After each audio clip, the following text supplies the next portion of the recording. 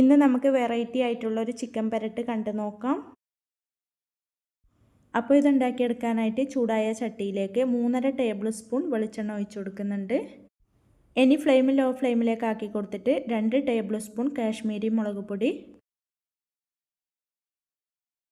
പിന്നെ 1 table spoon മല്ലിപ്പൊടി, 1/2 teaspoon മഞ്ഞൾപ്പൊടി, 1 ടീസ്പൂൺ കുരുമുളക് പൊടി, 1/2 ടീസ്പൂൺ ചെറിയ ജീരകത്തിൻ്റെ പൊടി, 1/2 ടീസ്പൂൺ വലിയ ജീരകത്തിൻ്റെ പൊടി, 1/2 ടീസ്പൂൺ ഗരം മസാല ഇത്രയും ചേർത്ത് കൊടുത്തിട്ട് നല്ല പോലെ ഒന്ന് വറുത്ത് കൊടുക്കണം. ഫ്ലെയിം കൂട്ടി വെച്ച് കൊടുക്കരുത്, ലോ ഫ്ലെയിമിൽ തന്നെ വെച്ച് കൊടുത്തിട്ട് നന്നായിട്ടൊന്ന് വറുത്ത് കൊടുക്കാവുന്നതാണ്.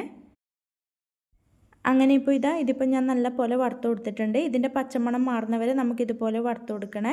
ഇനി നമുക്കിതിലേക്ക് ക്ലീൻ ചെയ്തെടുത്ത ചിക്കൻ 1.5 കിലോ ചേർത്ത് കൊടുക്കാം.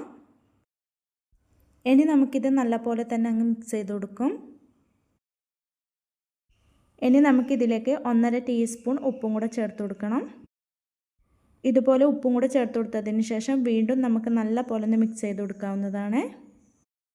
ഇനി നമ്മൾ ഇതിലേക്ക് വെള്ളമൊന്നും ചേർത്ത് കൊടുക്കരുത്. ഇനി ഇത് ലോ ഫ്ലെയിമിൽ അടച്ചു വെച്ച് കൊടുത്തിട്ട് വേവിച്ചെടുക്കാം. പെട്ടെന്ന് തുറന്നിട്ടൊന്ന് ഇളക്കി കൊടുക്കണേ. ചിക്കൻ വേവാൻ ആവശ്യമായ വെള്ളം ഈ ചിക്കനിൽ നിന്ന് തന്നെ ഇറങ്ങി വരും. നമ്മൾ ഫ്ലെയിം കൂട്ടി വെക്കാതിരിക്കാൻ ശ്രദ്ധിക്കണം. മീഡിയം ടു ലോ ഫ്ലെയിമിൽ തന്നെ വെച്ച് കൊടുത്തിട്ട് കുക്ക് ചെയ്തെടുക്കണം.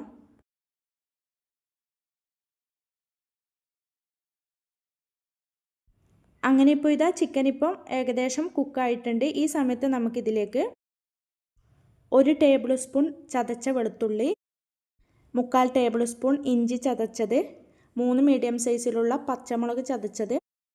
ഇനി ഇതിലേക്ക് ചേർത്ത് കൊടുക്കേണ്ടത് 2 മീഡിയം സൈസിലുള്ള തക്കാളി നല്ല പോലെ അരച്ചെടുത്തതിന് ശേഷം ചേർത്ത് കൊടുക്കാം. വെള്ളമൊന്നും ചേർത്ത് കൊടുക്കാതെയാണ് അരച്ചെടുത്തിട്ടുള്ളത്.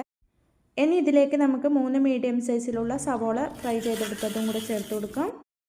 പിന്നെ കുറച്ച് കറിവേപ്പില, കൂടെ കുറച്ച് മല്ലിയില കട്ട് ചെയ്തതും കൂടെ ചേർത്ത് കൊടുക്കുന്നുണ്ട്. ഇത്രയും ചേർത്ത് കൊടുത്തിട്ട് വീണ്ടും നമുക്ക് നല്ല പോലെ ഒന്ന് മിക്സ് ചെയ്ത് യോജിപ്പിച്ച് കൊടുക്കണം.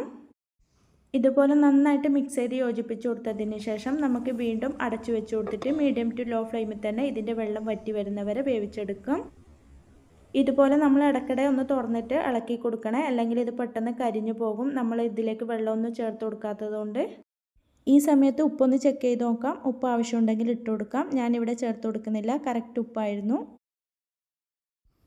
അങ്ങനെ വെറൈറ്റി ആയിട്ടുള്ളൊരു ചിക്കൻ പെരട്ടി ഇവിടെ റെഡിയായി കിട്ടിയിട്ടുണ്ട്. എല്ലാവരും ഇതുപോലെ ഒന്ന് ട്രൈ ചെയ്ത് നോക്കാനും ലൈക്ക് ചെയ്യാനും കമൻറ്റ് ചെയ്യാനും സബ്സ്ക്രൈബ് ചെയ്ത് സപ്പോർട്ട് ചെയ്യാനും മറക്കല്ലേ. Thank you for watching.